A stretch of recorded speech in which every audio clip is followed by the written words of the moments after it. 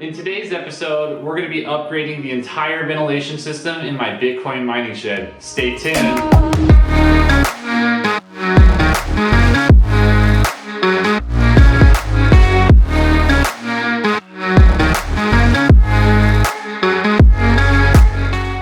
What's up everybody, this is Kyle here, coming back to you with another Bitcoin mining shed update video. In today's video, like I said in the intro, we're upgrading the ventilation system. The existing ventilation system, it served me well so far, but with it getting hotter here in the Midwest, I need to upgrade the system to support how many miners I put in there. So what we're going to be doing is adding 2 new fans. We're replacing the one old fan with 2 new ones, and they're going to be bigger, adding a bunch of intakes, completely redesigning the hot room, and then also putting plastic wrap all around the shed as well. So it's a ton of work. It took an entire day and then several days after doing random little things here and there, but it's working great. We've had no problems since doing it. So anyways, enough of me rambling. Let's go ahead and get into the video.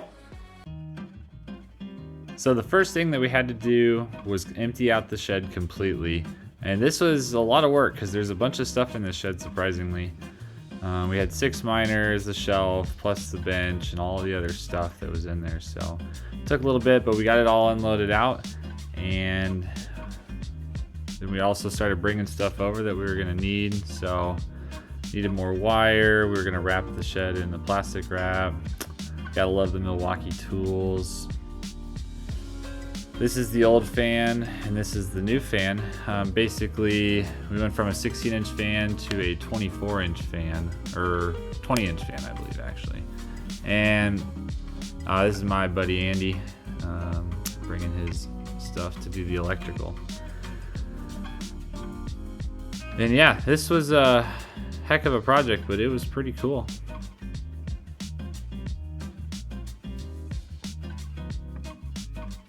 So here I'm pulling out all of the Bitcoin miners. We got 6 miners in the shed at this point. 3 of them are Antminer S19J Pros. Then I got 1 Antminer L7 and an L3 Plus, and then I'm actually hosting another S19J Pro. So we're at about half capacity on the shed, but for now we're happy with where it's at.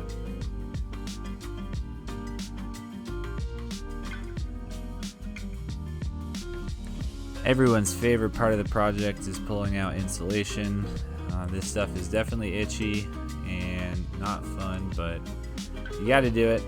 Here we're pulling out the shelf. We wanted to leave this kind of intact because we're just going to put the miners right back where they went anyways. I was going to redo the wiring on the Ethernet cables, but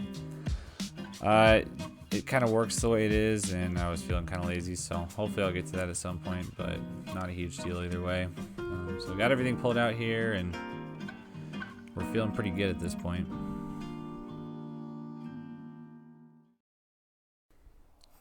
Alright, so on to the fun part here. This is Joe cutting out the 2x4. Basically what our plan is to move the electrical over. That way we have a bit more room in the hot room, and we can reach all the plugs on the outside without having to go into the hot room to unplug a miner. This is mostly just a convenience thing, and we needed to move them anyways because the fans are too big for a standard bay there. So had to move them over for that, and then we just decided to move them all the way over and then just do some additional framing around the fans. That way we could unplug everything.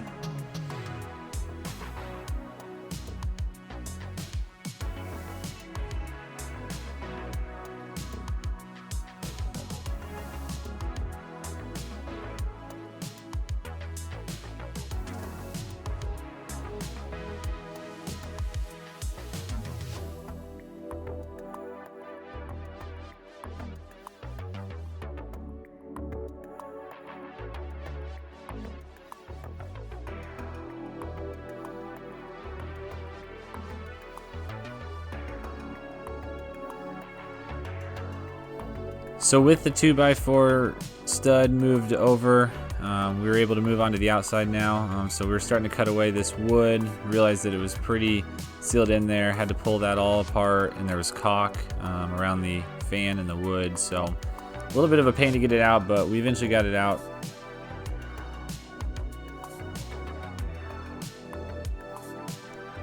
I didn't film it, but we moved the other side over as well. It's identical to the first side that you saw. And now I'm cutting out the spot for the fan. And Andy's just working on the electrical here.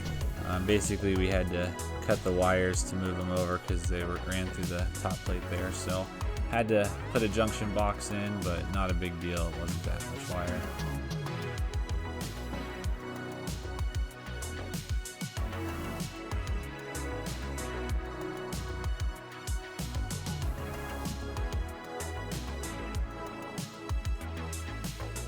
So here I'm throwing in the fan. Like I said, this is a 20-inch fan, so a little bit bigger than the old 16-inch. And this is also a better quality fan. So this one does, I think, like 3,100 CFMs, and the old one did about 1,100. So we're almost 3xing our fan speed, and we're doubling how many fans there are. So this will definitely handle the heat. Next thing we started working on was cutting the hole for the other fan and installing that. While myself and Joe worked on that, Andy was busy wiring in the new fan controller. This is a 240 volt fan controller, and it's a lot better than the old ones that I had in the shed because this one has a temperature range that it'll hold the room at, and the fan speed can be adjusted when the room is colder than the ambient air is. So when it needs to warm up, it'll actually lower the fan speed instead of turning it off. So it's a much better solution. It keeps the temperature more stable, and just overall helps the miners run better, and it'll help them last longer. Here I'm throwing in the new intake vents. Basically, when I added all of this CFM, I needed a bit more intake and better filters, so threw these in here.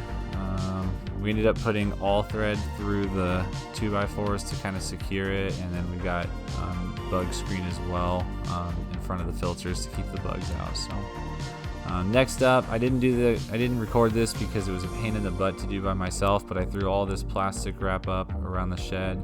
A couple of you guys recommended doing that just to keep a lot of the insulation fibers out of the air, and I think it's a great idea. I could improve it a little bit at this point, but I was happy with it for now, and it's something I can work on later at least. And with that project pretty much comes to an end. We started bringing everything back into the shed and plugging everything in and got it working. Wasn't too hard to get everything back online. Everything pretty much came back online without any real human interaction needed. Mostly just plugged everything in and turned the fans on. We spent a little bit of time getting the fans dialed in. It took us a little bit to figure out where the sweet spots were for the controls, but got it figured out. Right now we only need to run one of the fans because it's just not hot enough. I've since finishing this, I've kind of learned that about 85 degrees Fahrenheit is about where I need to turn on the second fan. So, and that is a wrap on this project. I hope you enjoyed that video today. If you like videos like this, make sure to subscribe by clicking on me here. And if you want to watch another video, click the video link up here. And other than that, I'll catch you guys in the next one. Peace.